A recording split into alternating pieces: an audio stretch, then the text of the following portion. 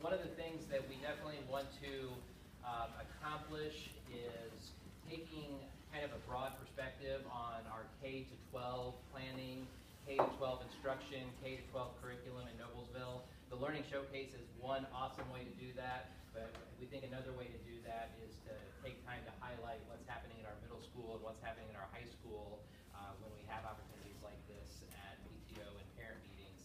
A couple months ago, at our last meeting, Jeff Bryant brought some students from the high school to talk about their internship program, which was really insightful, and I really got a lot out of that. And so Mrs. Swan and several of some sixth graders, some former Noble Crossing, one Noble Crossing Tiger up there. Tigers up here, I think. And so I'll let you guys take it away. Okay. And I want to thank you guys for inviting us. And one of the exciting things that's kind of going on in Noblesville schools is we're starting to kind of look at the K-12 curriculum and continuum, if you will. Because it's not just individual schools, individual pockets. You know, we're one big school system and one big community, and we have a lot of great things going on. And I know as a principal, I learn a lot whenever I get together with my colleagues. And Mr. Haney and I have had a lot of opportunity to work together over the years, along with Mr. Bryant, and so we have this camaraderie and this learning from each other, kind of a philosophy. And I'm excited about the direction of Noblesville schools, and I'm glad to come here and share the great things we have going on at West. And I definitely wanted to bring some of our best and our brightest sixth graders, because I know as a parent that 5th to 6th grade transition is kind of a scary thing, and I've spent all my life in secondary school, so to me it's just, it's just one of those things. But I've come to realize over the last 3 years that it's a big deal. It's a really big deal, and if it's your first child kind of going through the middle school, it's even scarier. And so what I hope we can accomplish kind of this evening is give you a little glimpse into what it's like to be a middle schooler, and hopefully answer questions, and if we can, calm any of those fears you may have, or maybe your student has as they're looking towards. We have our 5th grade visits coming up in May, and so if you have a 5th grader, they'll probably start talking about those. So that's kind of our goal, is to kind of share a little bit about what we have going on and answer any of your questions. And so I'm just going to give you a brief overview of kind of the day, and then I'm going to turn it over to the kids and let them give you some of their perspectives and let you ask them some questions. So they're prepared for questions, so kind of start thinking about what you want to ask them, okay? And I have Bradley Getz with me, and Katie Luce, Holly Golightly, and Alex Hipkiss, and they're all 6th graders in Mrs. Hendricks' class, and she has them on the Denali team with her. And that's one of the things that we have going on at the 6th grade level, is we're organized into teams. And although we are a 1,300 student middle school, it doesn't feel that big because we have it organized into teams of roughly 100 students. So they spend the majority of their day with those 100 students. So the classrooms are close by one another, and right across the hall from each other, and it's kind of like a pod, if you will. And so that's a way that it makes that big school feel smaller. And so I did want to talk just quickly about academics. And yes, we're organized into teams, and they have 4 academic core classes that they share the same 4 teachers. Everybody on that team has the same 4 teachers. So they rotate through those 4, and then they also have specials in the afternoon after lunch, where it could be PE, it could be music, band, choir, strings, art, gateway to technology, which is like automation and kind of AutoCAD kind of a class. And then, what am I forgetting, Mrs. Waldner, about Mrs. Waldner with me? Art, medical, that's 8th grade. Business information technology, art, music, and robotics. Business information technology is what I'm missing. So business information technology, and I am focusing on the 6th grade year. So if some of you do have older middle schoolers, I'd be glad to talk to you, but I am kind of focusing on the 6th grade year because that's probably what's closest to most of you. So, they do have the 2 specials, and they're on a 9-week rotation. So the academic classes are 60 minutes long, and the rotations are a 45-minute class. So that's kind of a daily schedule, if you will, for a student. And we are organized in 9 weeks grading period, which is the same thing as you are here at the elementary level. And our environment is technology enhanced. And I put technology enhanced instead of one-to-one iPads because it's not about the technology itself. The technology changes, but the learning environment is reliant on technology, but I always kind of preach to my teachers, if the technology doesn't help or enhance the environment, then don't use it. Nobody has in their mind all day, every day, facing an iPad. That's not what you'll see. And so if it's something that enhances the lesson, makes it better, then use the technology. But it's a technology enhanced environment, but we are one-to-one with iPads at the middle school level. So it's actually 6 to 12. So extracurriculars. Extracurricular opportunities kind of start to open up to kids as they hit middle school level. We have several different clubs and sports and things that they can get involved in, because that's one of the things that is most important to us, that kids have that ability and that opportunity to join things and find things that they're interested in. So some of the things available to 6th grade students, we have art club, we have robotics club, we have student council, we have something called Not in Our School Club, which is kind of a club that focuses on inclusion and including groups, and Mrs. Waldner, who is our director of guidance, she's the one in charge of that. I failed to introduce her earlier, so sorry. This is Mrs. Waldner, our director of guidance, and she's in charge of the Not in Our School Club. So they focus on inclusion, and so there are other opportunities, like those, but those are just some examples. And then as well as athletic opportunities. So not every sport is open to 6th graders, just so you know, but what we call kind of individualized sports are available. So things like tennis, wrestling, track, cross country, dance team.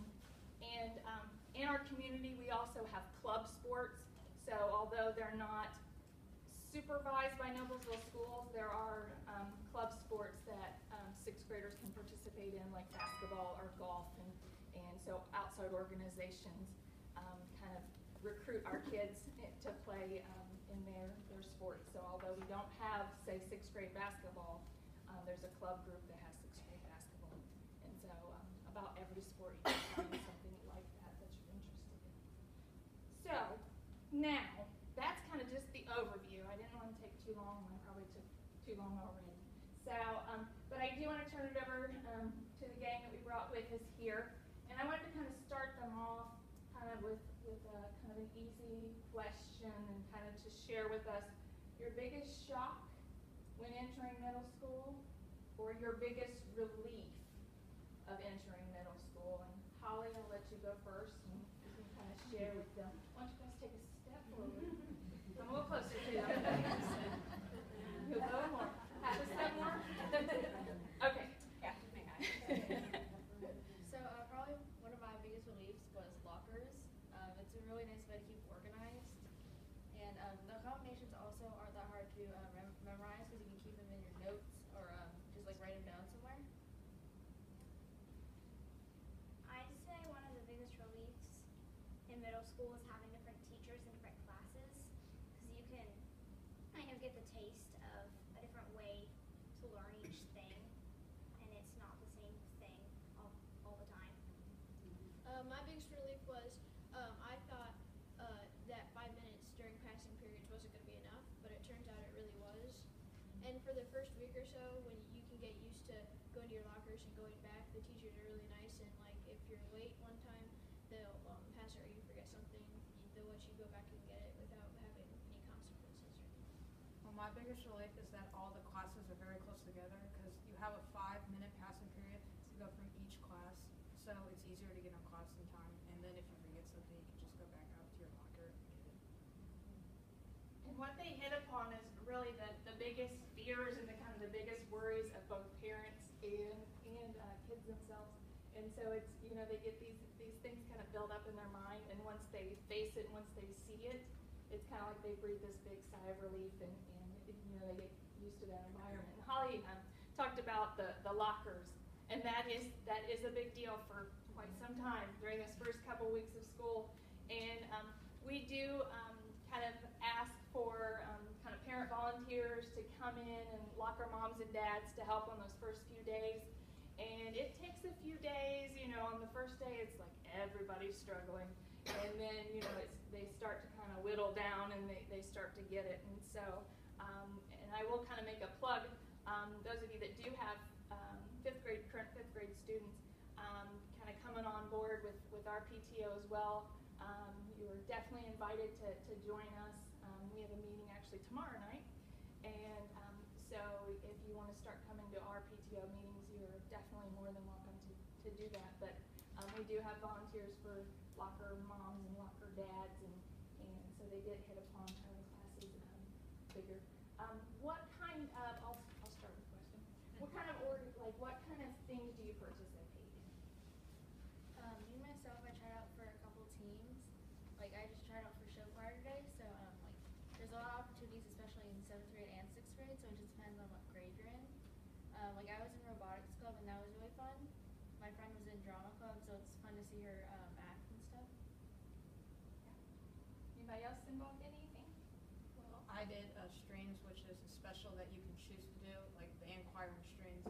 You're not like technically supposed to do it, but if you're enjoy it, then you're allowed to do it.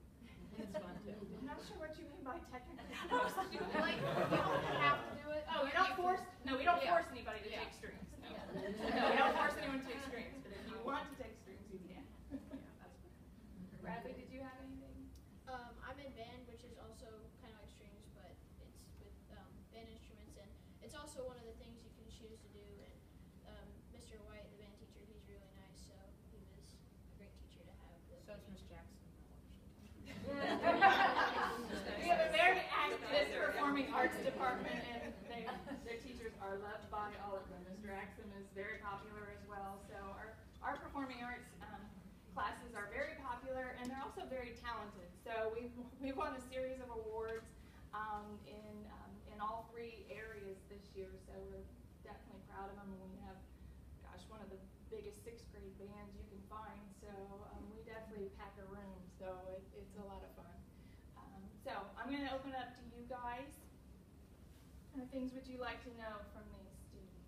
Question, did you think the amount of homework from elementary to middle school, was that a big transition? Was it about the same? Well, it's about the same, but like every year you go up, it gets more challenging. So maybe a little bit, but not as much. Not like tons of pages. It's just. We also have like an SLT like towards the end of the day, so that's a good time to get homework done. So it's somewhat like study hall. Okay. Attend them, ask questions. If they don't understand something, they can go to the various teachers. So if they need, I don't understand my math homework, I need to go to my math teacher, even though that's not my SLT teacher. That's acceptable. We allow them to move and go to different classrooms. If they have questions, they need to make up something, they were absent. So that's a great time for them to either work on their homework, get some help if they need to. So it's a great time at the end of the day. Because that's another big word that everybody needs. It's not my 5th graders, but my Yeah, and it kind of depends on, we do have kind of high ability classes, bridges, or what we call our high ability classes. So we have bridges and regular gen ed classes, so it kind of depends on what type of student you do have. But even in the high ability classes, I don't think it's overwhelming. Many of these students are in those high ability classes. So. Another question. Yeah. With the high ability, does it, in elementary, they kind of stay in it's the same classroom, pretty much the same kids, same teacher. Is there more movement in middle school? We have a high ability class on each team, so those kids won't necessarily be together. Yeah, so we'll give them some opportunity, and that's a really good point. And encourage your students. Middle school is a time to meet new people. Yeah. And if they get on a team and maybe their best friend isn't on their team, that's okay. It's okay to meet new people, and you'll have an opportunity to to, you know, maybe sit with that friend at lunch or have your specials with that friend. But middle school is that time to kind of branch out and meet kids, you know, from Hazel Dell, you know, and all the other schools that are out there. But that is another kind of fear. But we do get to mix them up because, like I said, you know, we have 450 sixth grade students roughly every year, and so we have high ability classrooms on each of those teams.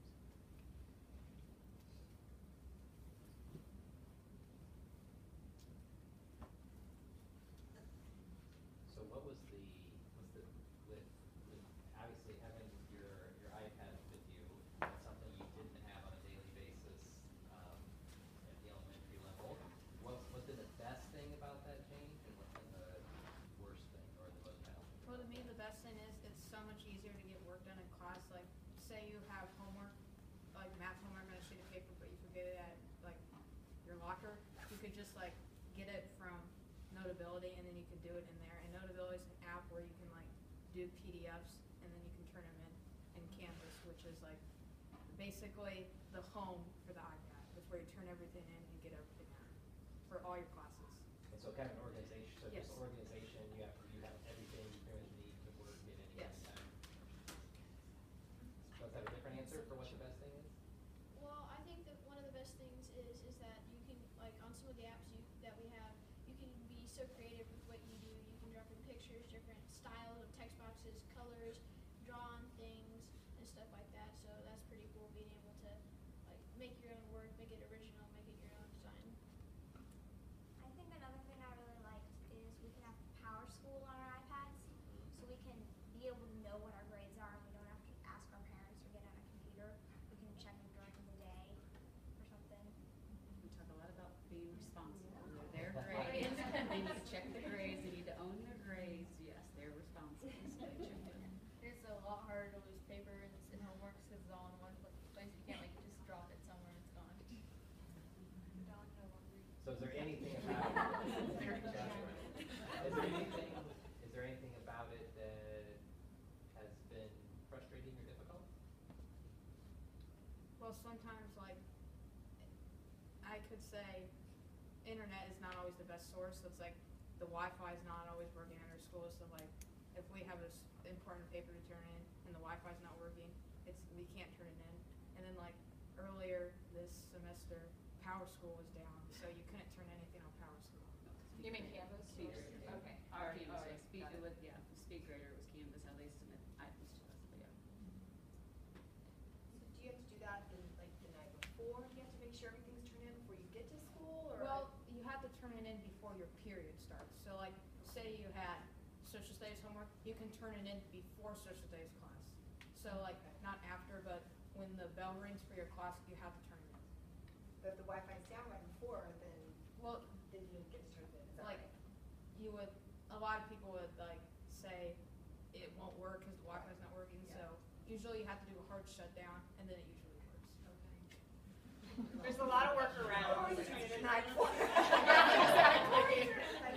No, Is it hard to be trained on all the apps? Like, do they train you on all Like these on the apps? first day of school, they go over all the procedures in the iPad and how to turn stuff in, how to get stuff in the Notability and stuff like that. So it's not really super hard to turn something in once you get the hang of it.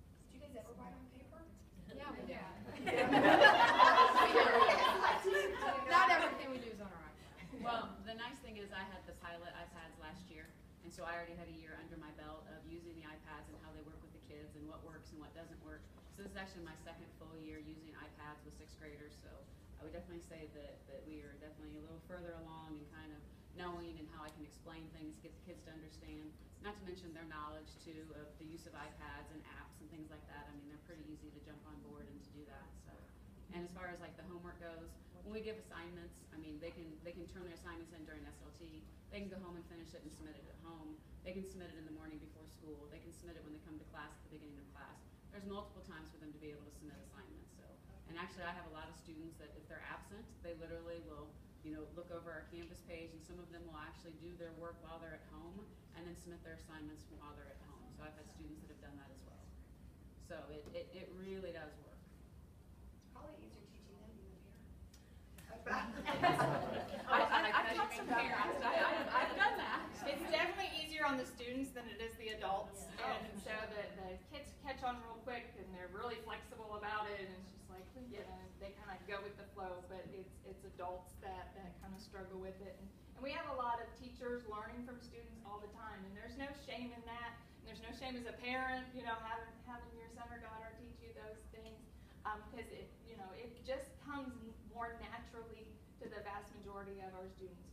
There's a few that struggle with technology and don't get it, but for the most part, it comes much easier to our students. But we do have parent tech nights. So we had one in the spring, and just recently we had one earlier in the fall to kind of help parents figure out Power School, which I know they use at the elementary, but Power School and then Canvas is what they mentioned.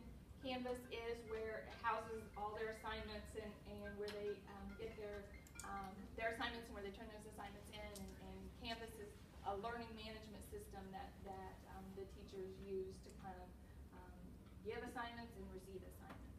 So we have parent tech nights to kind of help parents with that, because it's not second nature to all of us.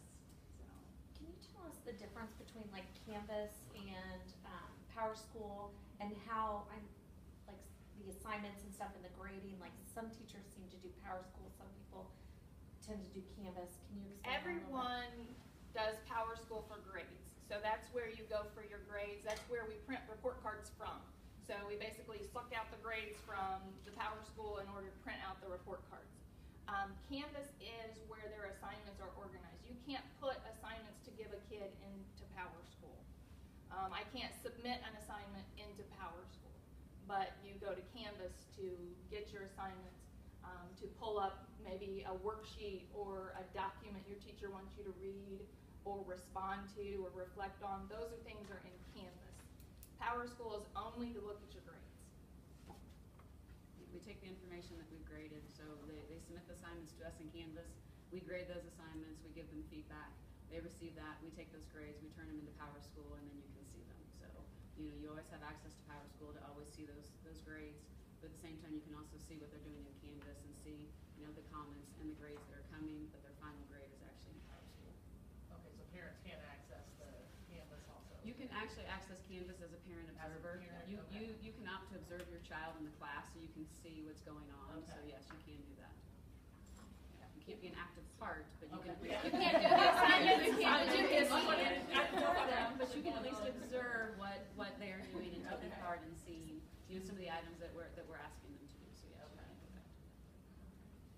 So, can I ask you guys, is it easy to do you feel like you're on a 6th grade island? Do you feel like you're pretty included in the school? Do you feel like it's easy to become part of all these activities that you guys can? I feel like it's pretty easy to do with activities, because robotics go with all grades, so you get to meet some older people, and when you're in choir at choir concerts or at a competition, sometimes you can watch the other grades.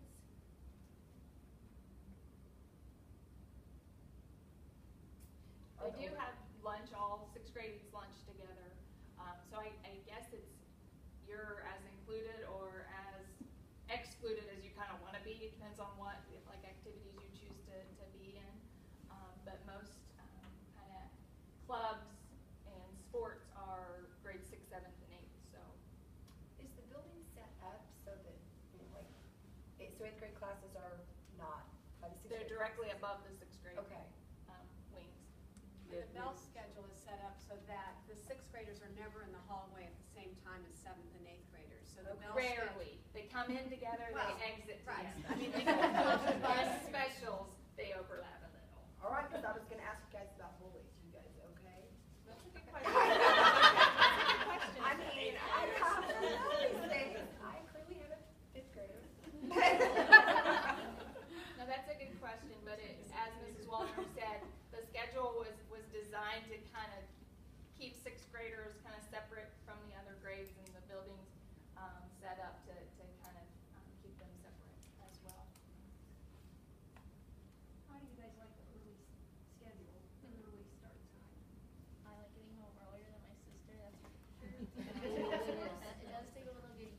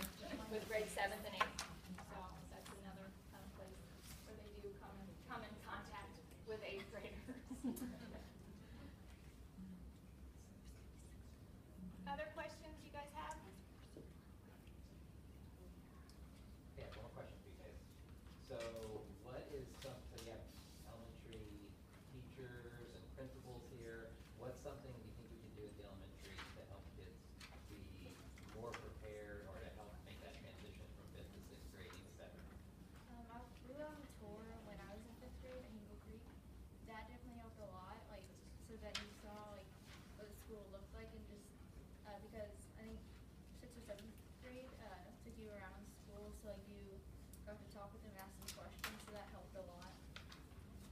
And then also, like, on the first couple days of, like, when you're there, they're, at least our teachers, they take you on tours around the school so you know where everything is when you come. He's asking as an elementary. Is there anything we could do better? Is there anything you could do better at the elementary level? Bradley, you're not supposed to be the first one to.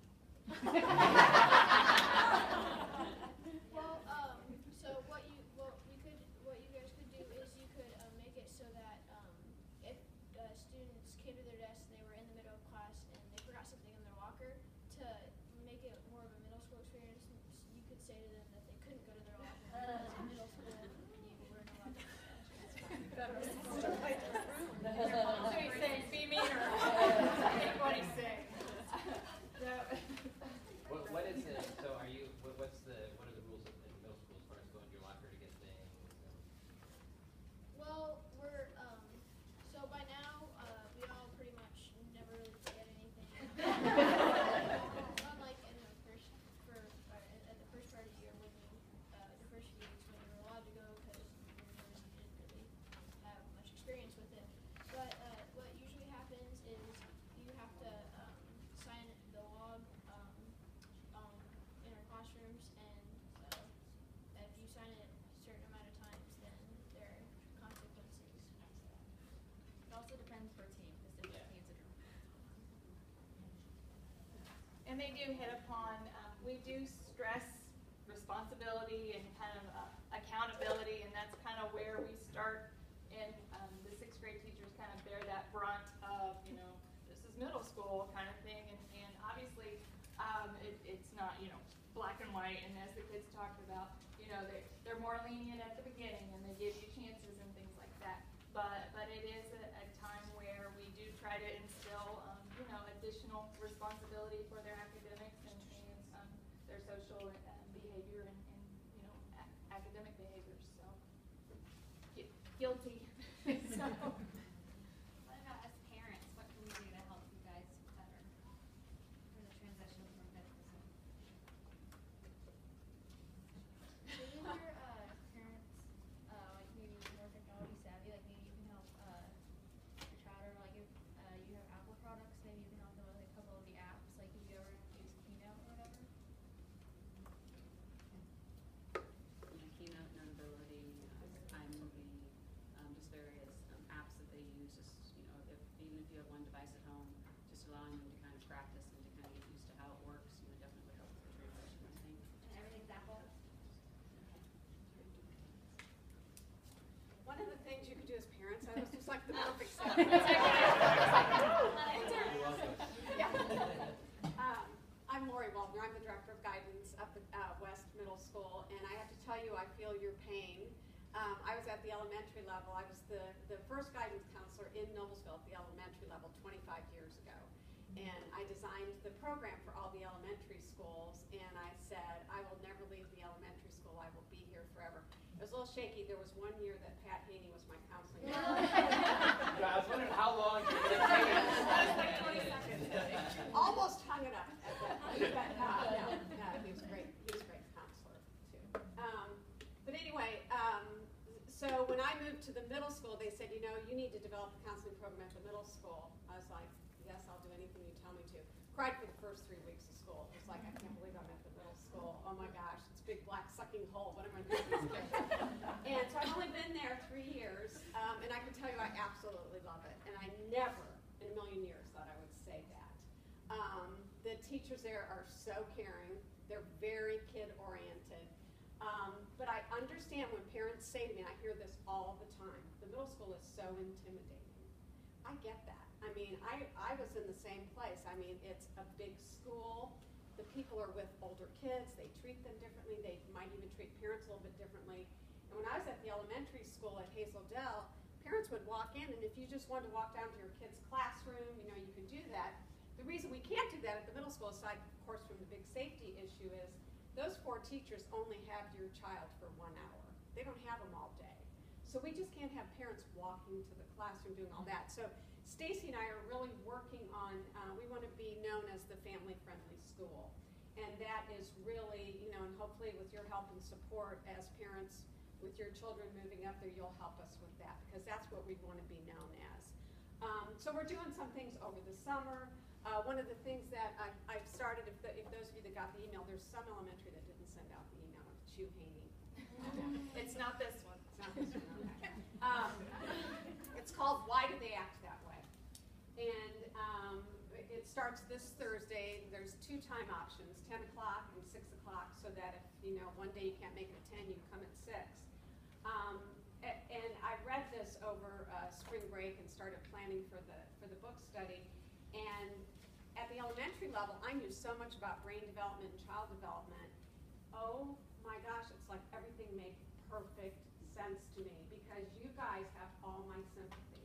The 3 years of middle school, their brain does as much development, almost as much as a child from 0 to 3, 0 to 5 years.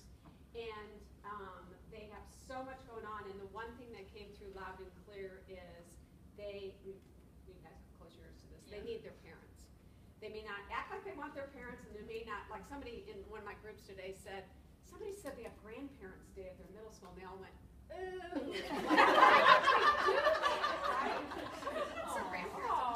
I know. Play devil's advocate. So they need, because their brains aren't working against those hormones, they're kind of at battle with each other, they need structure.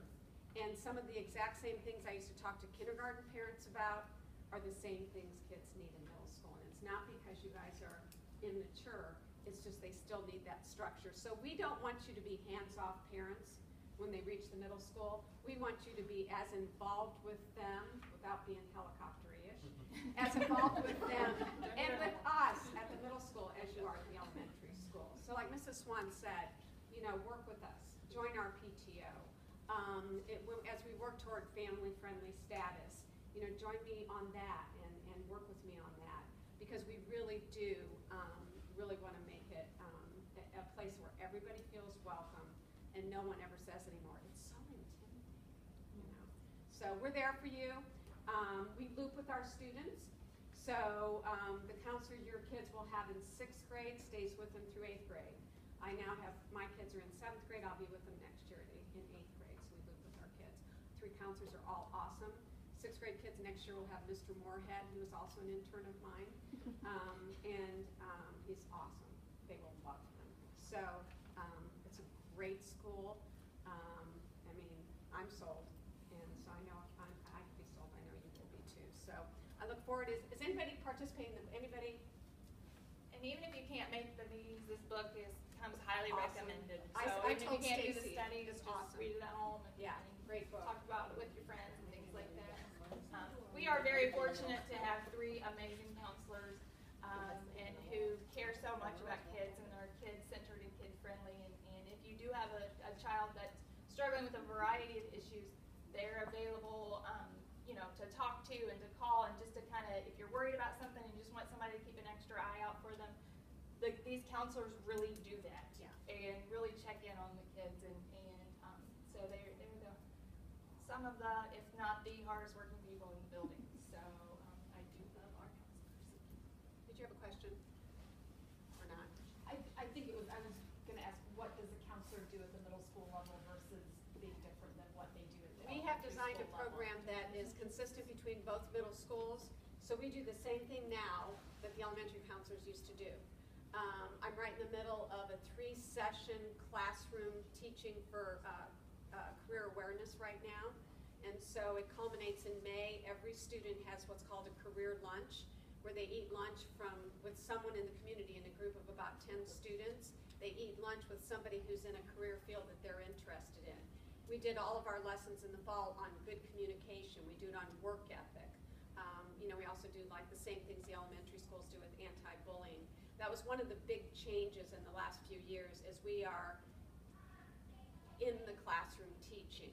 When you were all maybe in middle school, the middle school counselors did scheduling. If we have scheduling to do, it's done after, for me, it's done after school hours for the most part, and it's done in the summer, because we need to be there for the kids. So it's a little bit different. You think about when you were in middle school, it's a little bit hands-off maybe.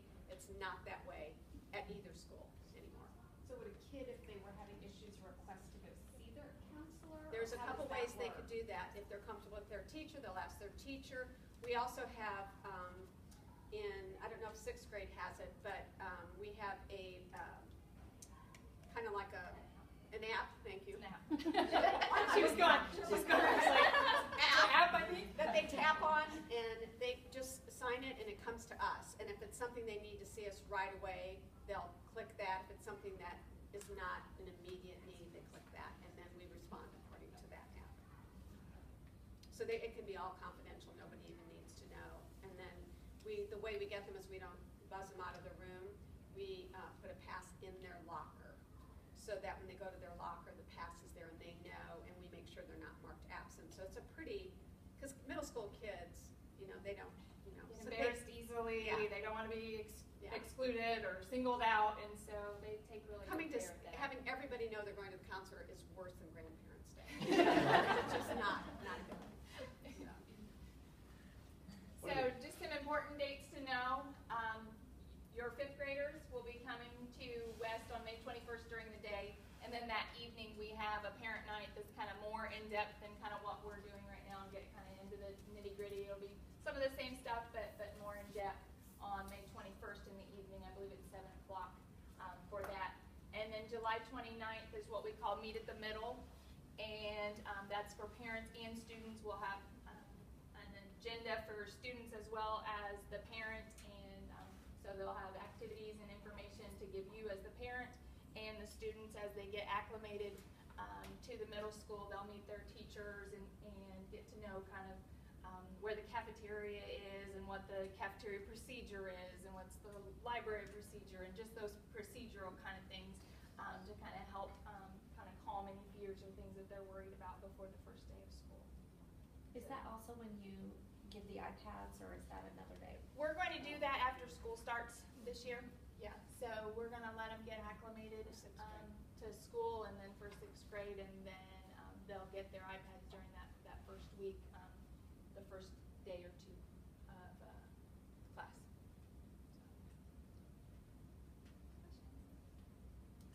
Thank you guys so much. I hope we didn't take too much time, but we really appreciate it, so thank you. Thank you.